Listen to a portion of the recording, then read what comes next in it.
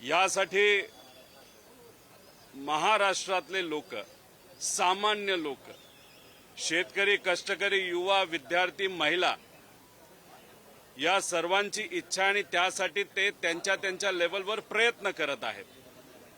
कुणी सोशल मीडियावर बोलतंय, कुणी चहाच्या टपरीवर बोलतंय.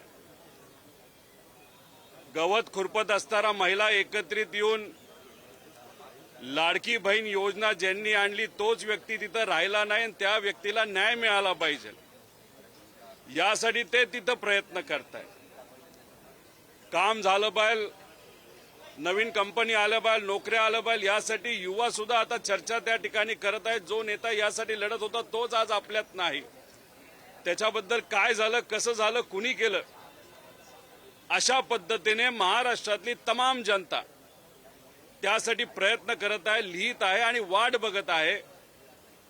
याच्यासाठी काही जण सोशल मीडियावर लिहित आहेत. तुमच्यासारखे मीडियावाले, तुमचं सुद्धा त्या ठिकाणी एक नागरिक म्हणून मी आभार व्यक्त करतो.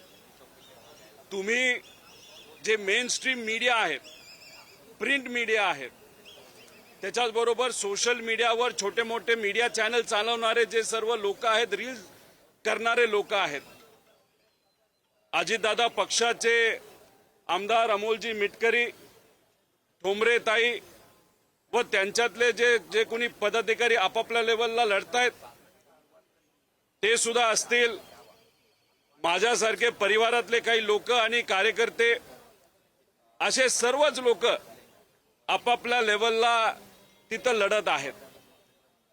आणि हा लढा लढत असताना एक प्रेशर निर्माण झालं, एक ताकद एकत्रित आली आणि ती ताकद एकत्रित आल्यानंतर कुठंतरी आता असं जाणवायला लागलेलं आहे की ज्या दिशेने हे इन्व्हेस्टिगेशन, हा तपास जायला पाहिजे त्या दिशेने कुठं ना कुठंतरी हा तपास त्या ठिकाणी जात आहे.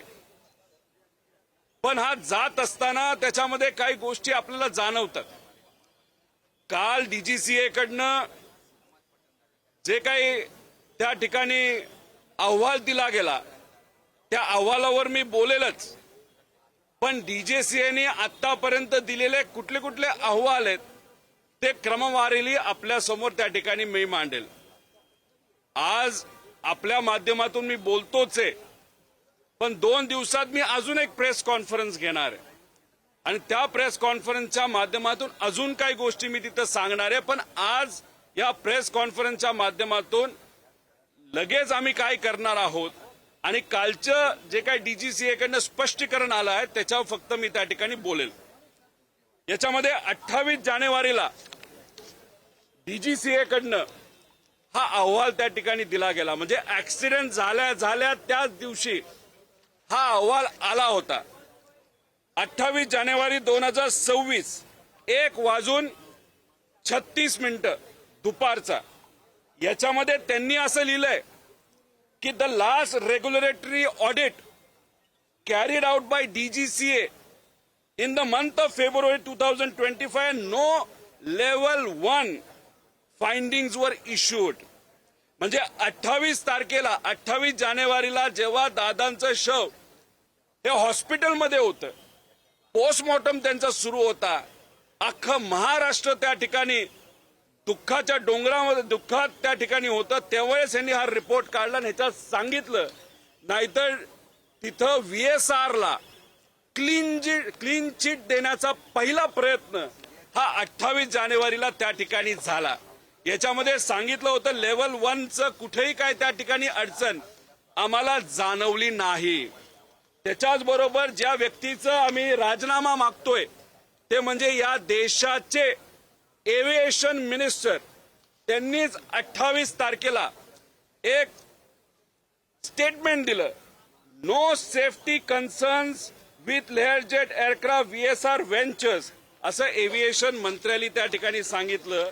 आणि डिटेलमध्ये वाचायला गेलो तर director general of civil aviation has thoroughly checked and all approvals वर गिवन. कुणाला? VSR ला.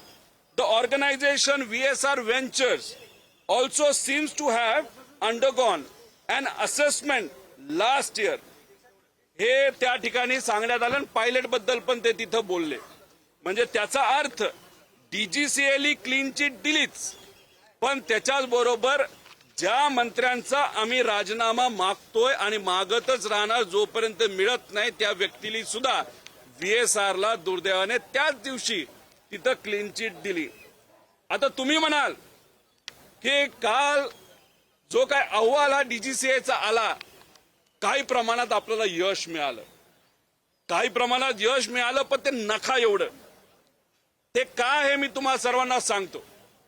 स्पेशल सेफ्टी ऑडिट VSR व्हेंचर्सचं तिथं झालं आणि काल असा अहवाल सेफ्टी ऑडिटचा आणि VSR वर आम्ही काय ऍक्शन घेतली हे कालच्या रिपोर्टमध्ये आपण सर्वांना त्या ठिकाणी सगळ्यांनी त्या ठिकाणी बघितलं. याच्यामध्ये काय लिहिलंय? The multidisciplinary audit team observe several non compliances. म्हणजे अनेक त्रुटी त्यांना जाणवल्या. त्या कशामध्ये? Approved procedure in the organisation in the area of airworthiness. म्हणजे विमान उडवायच्या आधी विमान हे उडण्याच्या लायक आहे का, त्याला एअरवर्दी सर्टिफिकेट असतं, त्याच्यामध्येच यांना बऱ्याचशा त्रुटी त्या ठिकाणी दिसल्या. एअर सेफ्टीमध्ये दिसल्या आणि फ्लाईट ऑपरेशन्स मध्ये दिसल्या. म्हणजे आम्ही प्रेस कॉन्फरन्स घेऊन तुमच्या माध्यमातून, मीडियाच्या माध्यमातून लोकांपर्यंत, इन्व्हेस्टिगेशन एजन्सीज पर्यंत, डीजीसीए पर्यंत जो ज्या विषय घेऊन पोहोचण्याचा प्रयत्न करत होतो तेच विषय यांनी या रिपोर्टमध्ये घेऊन सांगितले. हो, VSRच्या बाबतीत तिथं नॉन कम्प्लायन्स होता. अरे तुम्ही आता बोलताय नॉन कम्प्लायन्स होता, पण आमचा नेता गेला ना. या महाराष्ट्राचा एक मोठा नेता जो आज उपमुख्यमंत्री असला, पण लोकांच्या मनामध्ये तो आज मुख्यमंत्री होता आणि उद्या तो 100% मुख्यमंत्री बनू शकला असता, असा आमचा मराठी नेता आज दुर्दैवाने नाही. आणि या रिपोर्टमध्ये तुम्ही म्हणता हो VSR या कंपनीच्या प्रोसिजर मध्ये नॉन कम्प्लायन्सेस होते. पण तुम्ही हे बोलत असताना त्याच्यानंतर त्यांनी त्या ठिकाणी खाली जर बघितलं, म्हणजे 28 तारखेला क्लीन चिट देण्याचा प्रयत्न केला, पण फक्त महाराष्ट्राच्या तमाम जनतेने आणि मीडियाने त्या ठिकाणी हा मुद्दा लावून ठेवला, म्हणून यांनी हा रिपोर्ट तिथं काढला. पण या रिपोर्टमध्ये सुद्धा त्यांनी एक रस्ता ठेवलाय VSR व्हेंचरला वाचवण्याचा. तो कसा हे समजून घ्या. In the view of non compliances observe, म्हणजे त्रुटी ज्या आम्हाला दिसलेल्या आहेत, अँड कन्सिडरिंग द गॅप्स, म्हणजे त्याच्यामध्ये काही आपल्याला अडचणी त्या ठिकाणी जाणवत आहेत. In the maintenance procedures it is decided to initiate the corrective measures by immediately grounding. म्हणजे लेअर जेटची जी सर्व विमानं आहेत त्याच्यामध्ये 6 होते, त्याच्यातली आता ही 5 त्यांनी केले, त्यातले 7 होते, त्यातले 2 म्हणजे दुर्दैवी घटना घडलं म्हणजे अजितदादांचं 1 आणि 2023ला जे आधीच लेअर जेट पडलं होतं ते दुसरं. म्हणजे असे 5 राहिलेले त्यांनी थांबवलं. वा, मोठं काम केलं. हे करायला हरकत नाही, केलंच पाहिजे होतं. कारण याच्यामध्ये उद्या जाऊन एखादा VIP नाही तर कुठलाही नागरिक बसला असता, नाही तर तिथं असणारा पायलट याचा जीव धोक्यात 100% त्या ठिकाणी येण्याची शक्यता होती. आणि हे ग्राउंड केलं, त्यामुळे काही प्रमाणात हे चांगलंच झालं. पण फक्त एक बघा, त्याच्यानंतर त्यांनी एक लाईन वापरली, till continued airworthiness standards are restored. म्हणजे की अपघात झाला, घात झाला दादांचा, आपले अजितदादा माझे काका त्या ठिकाणी त्याच्यामध्ये दुर्दैवी मृत्युमुखी पडले. आणि मग आता हे डीजीसीए सांगतंय की आता तुझे राहिलेले विमान तू ग्राउंड कर, त्याचं मेंटेनन्स कर, त्याचे डॉक्युमेंटेशन कर, काय काय लॅप्सेस असतील ते पूर्ण कर. म्हणजे till continued airworthy standards are restored. म्हणजे एअरवर्दी स्टँडर्ड झाले, मग उडवायला लाग, मग धंदा करायला लाग, मग पैसा कमवायला लाग. मग तुझे जे पैसेवाले आणि राजकीय लोक जे इन्व्हेस्टर तुझ्यामध्ये आहेत त्याची तू काळजी घेत जा, असं तिथं डीजीसीएने अप्रत्यक्षपणे सांगितलं असं त्या ठिकाणी आपल्याला बघायला मिळतंय.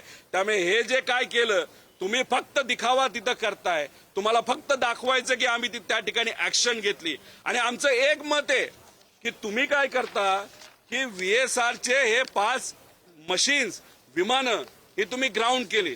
बरं मला तुम्ही सांगा की आता VSR चा मालक हे हलकट माणूस आहे, तो कामचुकार माणूस आहे, तो तिथं मेंटेनन्स मध्ये पैसे खातो, तो मेंटेनन्स नीट करत नाही. हे सगळे मुद्दे आम्ही सांगितले.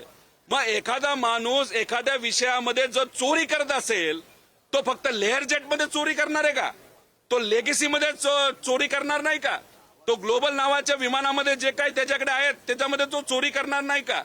बीच क्राफ्ट नावाचं विमान, त्यात तो चोरी करणार नाही का? चोरी करणारा माणूस आणि मर्डर करणारा माणूस आणि सिरियल किलर हा काय एकाच विषयामध्ये तो फक्त त्या बाबतीत तसा वागतो असं नाही, सगळ्याच बाबतीत तो वागतो. आणि जर तुम्ही जर त्याचं लेअर जेटच्या बाबतीत काही नॉन कम्प्लायन्सेस आहेत असं सांगत असाल तर त्याचे नॉन कम्प्लायन्सेस बाकी विमानामध्ये 100% तिथं असू शकतात. आणि त्या विमानामध्ये आज या राज्याचे मुख्यमंत्री सुद्धा त्या ठिकाणी ट्रॅव्हल करतात, उपमुख्यमंत्री जे दुसरे आहेत ते सुद्धा त्याच्यामधून त्या ठिकाणी प्रवास करतात, सेलिब्रिटी प्रवास करतात, क्रिकेटर, पिक्चरवाले लोक असतील, बिझनेसमॅन प्रवास करतात.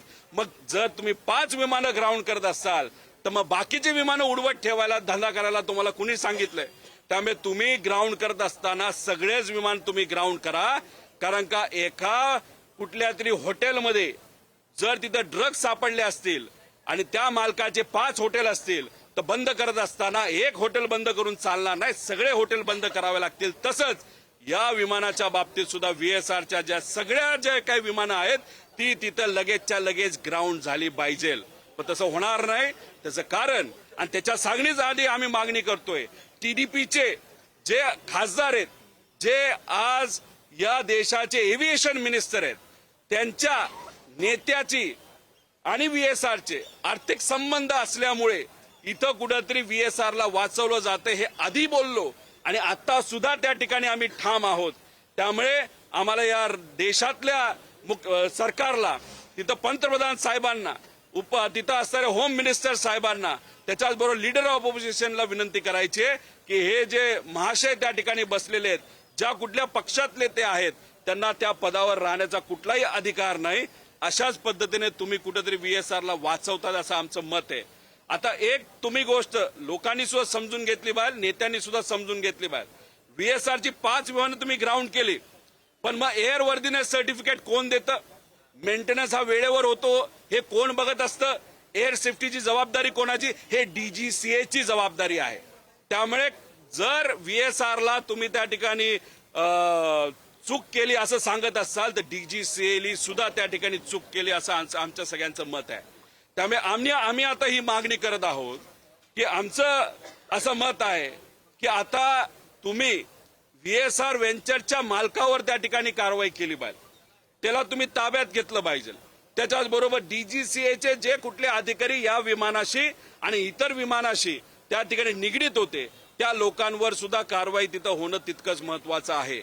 एरो नावाची जी कंपनी या महाराष्ट्रामध्ये, ज्यांनी त्यांच्या व्हॉट्सअपवर असं सांगितलं होतं की हा विमान उडण्यालायक आहे आणि त्या दिवशी इथं वेदर पण ओके आहे, आपल्याला व्हिजिबिलिटी चांगली आहे, तेव्हा त्या कंपनीवर सुद्धा कारवाई झाली पाहिजे. आणि त्या ग्रुपमध्ये असणारे या राज्य सरकारचे जे कोणी त्या विभागाचे योग्य असे अधिकारी आहेत त्या अधिकाऱ्यांवर सुद्धा कारवाई करण्याची जरूरत आहे. कारण VIP जर आमचे अजितदादा तिथे ट्रॅव्हल करत होते मग तुमची जबाबदारी होती.